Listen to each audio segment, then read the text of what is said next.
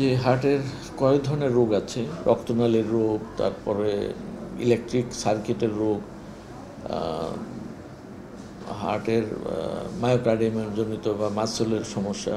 Heart হচ্ছে অত্যন্ত important part, বিশেষ করে থার্ড ওয়ার্ল্ড কান্ট্রিতে এটা হচ্ছে জন্মগত হার্টের রোগ।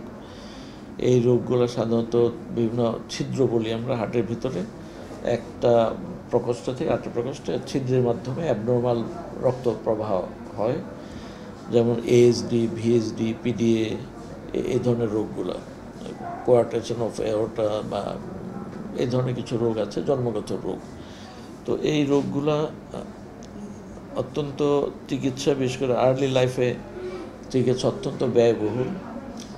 তো সেই জন্য এটার হওয়ার পিছনে প্রধানত এই যে মায়েদের যখন প্রেগনেন্ট অবস্থায় বিভিন্ন রকম ওষুধ বা বড়ি সেবন করে থাকেন, এটা অনেক সময় এই জন্মগত রোগের কারণ হয়ে থাকে। কারো কারো ইনফেকশন হয়ে থাকে, সেই ইনফেকশনের কারণেও হতে পারে, এবং অনেক সময় রেডিয়েশন, অর্থাৎ এনভায়রনমেন্টাল যে কোনো পলিউশন বা এনভায়রনমেন্টাল কজ হচ্ছে প্রধান কারণ।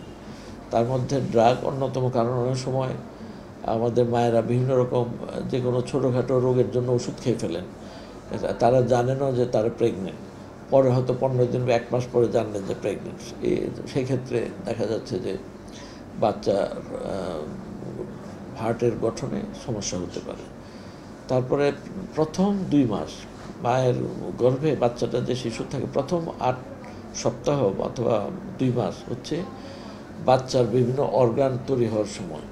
ওই সময় যে কোনো ওষুধই হার্মফুল, এবং কিছু কিছু যে আমরা যেন একদম ডেফিনেটলি হার্মফুল, রেডিয়েশন এগুলো হার্মফুল। কাজেই ওই সময় মায়েদের সাধারণত কোনো না কোনো সমস্যা থাকেই, যেমন বমি ভাব হওয়া, শরীরের পায়ে পানি আসা, প্রেশার বাড়া, ডায়াবেটিস হওয়া, এই ধরনের কোনো না কোনো উপসর্গ থাকতে পারে। এবং যে মায়েরা ধৈর্যশীল, চেষ্টা করে সবসময় নিজেকে ওষুধ না খেয়ে কত কন্ট্রোল করা যায়, তাদের জন্য এটা খুবই যে তাদের জন্মগত হওয়ার সম্ভাবনা কম থাকবে। কিন্তু যারা অল্পতেই ওষুধ খেয়ে ফেলেন এবং প্রেগনেন্সি আছে কি না সেটাও কেয়ার করেন না, অথবা থাকা অবস্থাতেও ওষুধ খেতে থাকেন, অনেক সময় ডাক্তাররা হয়তো সঠিকভাবে নির্ণয় করতে পারেন না যে ইনি প্রেগনেন্ট।